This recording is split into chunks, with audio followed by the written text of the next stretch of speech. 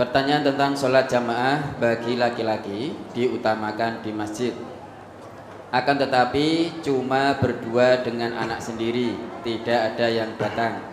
Adzan sendiri, iqomah si anak.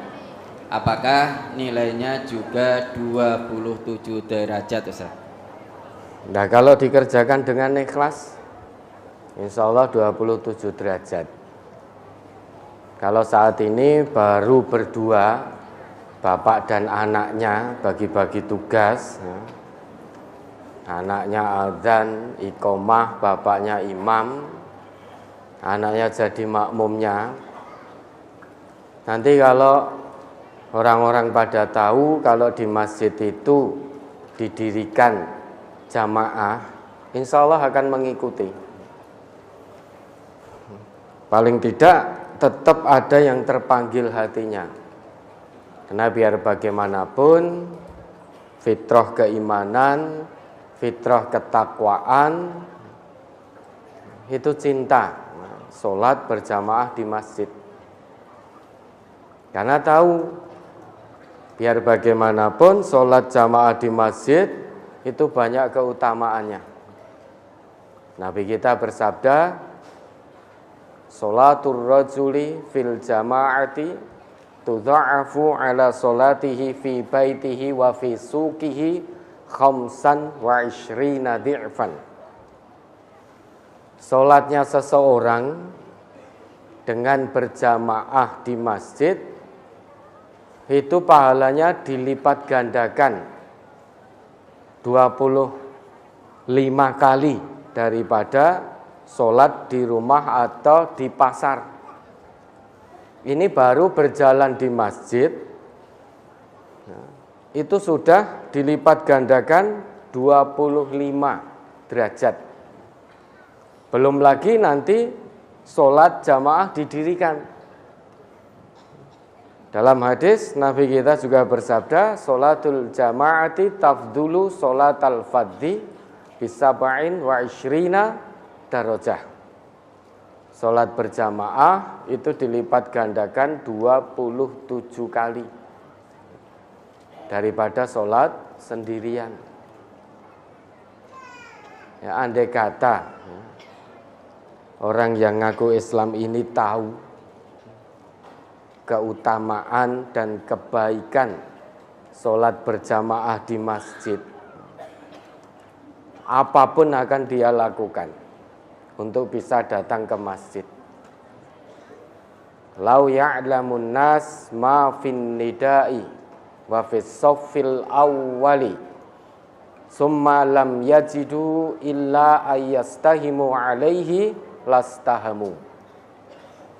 Andai kata manusia itu mengetahui kebaikan di balik seruan adzan dan kebaikan di balik shaf yang pertama, kemudian dia tidak mendapatkan kebaikan itu kecuali dengan berundi, lastahamu, niscaya mereka akan berundi.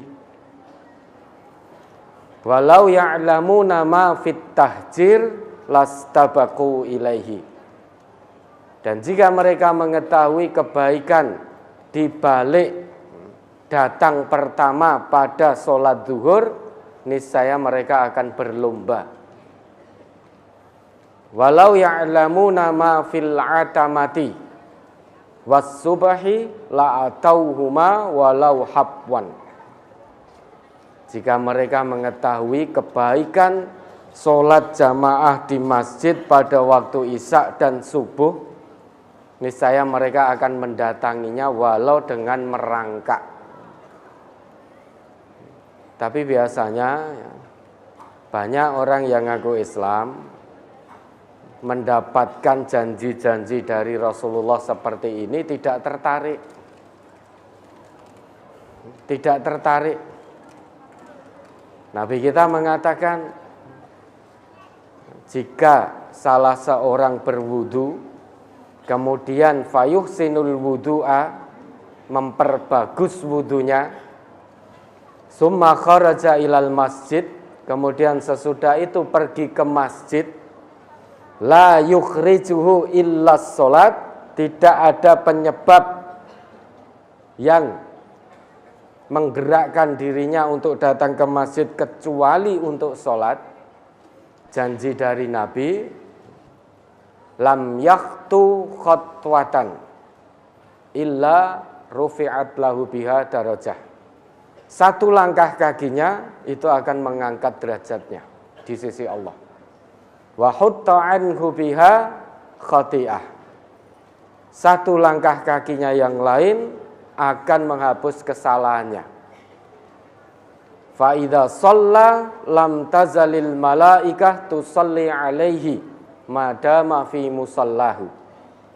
Jika dia telah menunaikan sholat jamaah di masjid, selama dia berada di situ dan selama belum batal, malaikat senantiasa berdoa untuknya. Allahumma salli alaihi, Allahumma arhamhu. Ya Allah, berilah berkah kepadanya. Ya Allah, berilah rahmat kepadanya. Wala yazalu ahadukum fi sholatin man tadaras sholah. Dan tidaklah seseorang di antara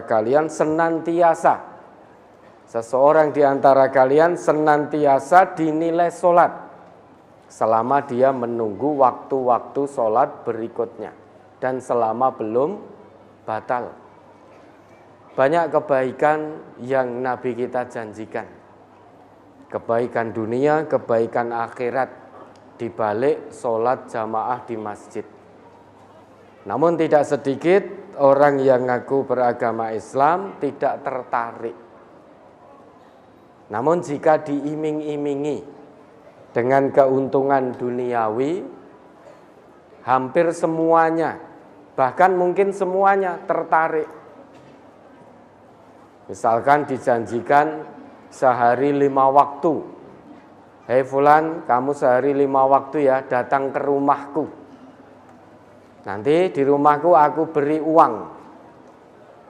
Nanti datang ya, jam 4:4 waktu pagi. Datang 11:30 lebih sedikit. Datang 5:30 lebih sedikit. Kemudian 5:30. Kemudian jam 7:4, 5 waktu. Datang ke rumahku. Nanti aku beri uang. Kira-kira yang dilakukan oleh manusia apa? Berusaha untuk datang karena ada iming-iming uang. Namun jika diiming-imingi oleh Allah, oleh Rasulullah, kebaikan dunia akhirat dengan mendatangi sholat berjamaah di rumah Allah, banyak yang tidak kepingin. Banyak yang tidak kepingin. Nah tentu kita sebagai orang Islam, mari kalau memang tidak ada udzur, semaksimalnya kita datangi sholat-sholat jamaah di masjid untuk mendapatkan kebaikan dunia dan akhirat. Kalau kebaikan dunia ini hanya sementara, pasti akan selesai. Namun keuntungan di akhirat itulah yang abadi dan selama-lamanya. Maka kejar, raihlah akhiratmu. Utamakan akhirat, jangan utamakan dunia. Kalau fokus utamanya dunia, tertipu nanti. Lagi asik-asiknya ngejar dunia, tiba-tiba mati. Selesai sudah urusan dunia. Yang ada tinggal urusan akhirat yang kekal abadi. Ya, yang hari ini masih malas-malasan untuk datang sholat jamaah ke masjid, maka berubah. Mumpung nyawa masih dikandung badan. Perubahan itu tidak mungkin terjadi secara tiba-tiba. Yang bisa melakukan perubahan ya diri kita sendiri. Doa saja tidak cukup Bapak-bapak. Ya Allah mudahkanlah hamba untuk sholat jamaah di masjid. Tapi tidak pernah melangkahkan kaki ke sana. Ya tidak bisa. Ini anehnya kita yang ngaku Islam ini. Kalau piknik ya, naik gunung saja tekan, ke laut tekan, keluar pulau juga sampai. Piknik keluar kota ditempuh berjam-jam, lelah penat juga sampai. Ning masjid maknyuk one ra tekan-tekan. Ya, sekarang di setiap kampung alhamdulillah ada masjidnya. Orang-orang itu untuk sekedar menyalurkan hobi naik gunung itu lelah loh. Tapi ya sampai. Padahal di RT-nya nggak ada gunung. Dia kalau naik gunung harus keluar tempuh perjalanan dengan bekal dan lain sebagainya. Bekal fisik juga. Itu berjam-jam naiknya. Tekan dhuwur ya mung hanya melihat apa yang dilihat. Setelah itu turun, capek. Itu juga sampai. Ya, panjenengan kalau mau rekreasi itu ke pantai, ya, ditempuh jarak jauh juga tekan. Atau mau bepergian keluar kota, keluar pulau, itu juga sampai. Namun hanya melangkah ke masjid tanpa ada uzur. Masjid di RT-nya, di kampungnya paling jaraknya 50 meter, 100 meter. Itu kok ora tekan-tekan. Berarti kan jauh ini jarak masjid dari rumah. Lebih jauh daripada Gunung Lawu dengan rumahnya. Nah, maka istaftu qulubakum ta'alau ila istifta'i qulubina. Mari kita tanyakan nurani kita masing-masing. Di tempat yang jauh saja sampai dibelan-belani, bersusah payah.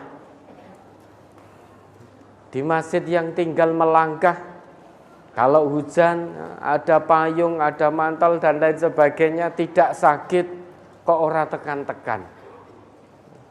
Apa yang menjadi penghalang? Tanya nuraninya masing-masing.